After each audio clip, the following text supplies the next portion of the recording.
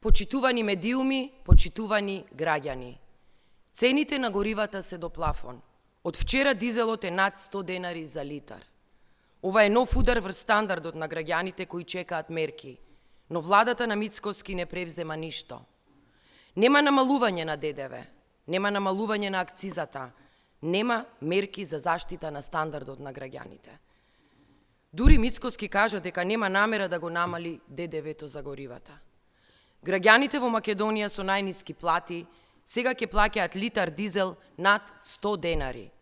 Само за 6 месеци цената на дизелот порасна за 43%. Резервоарот 50 литри сега ги чини граѓаните над 1500 денари, повеќе од пред 6 месеци. Но ударот не завршува на бензинските пумпи.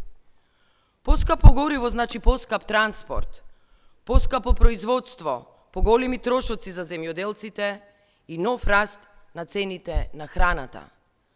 Половина од семејниот буџет на македонските граѓани веќе оди за храна и пијалаци.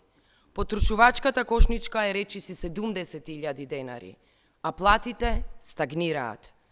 Секој нов денар на лебот, млекото, зеленчукот и овошјето директно удира врз семејната трпеза. Животниот стандард на граѓаните се намалува, а владата не превзема ништо. Кој профитира на грбот на граѓаните кои плаќаат цена за неспособноста на Мицкоски?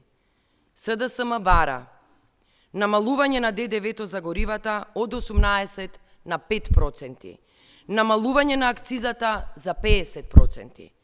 Овие две мерки ќе имаат директен ефект врз намалување на цените на сите горива, намалување на потрошувачката кошничка и вкупното ниво на цените.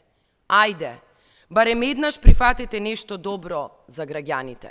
Ви благодарам.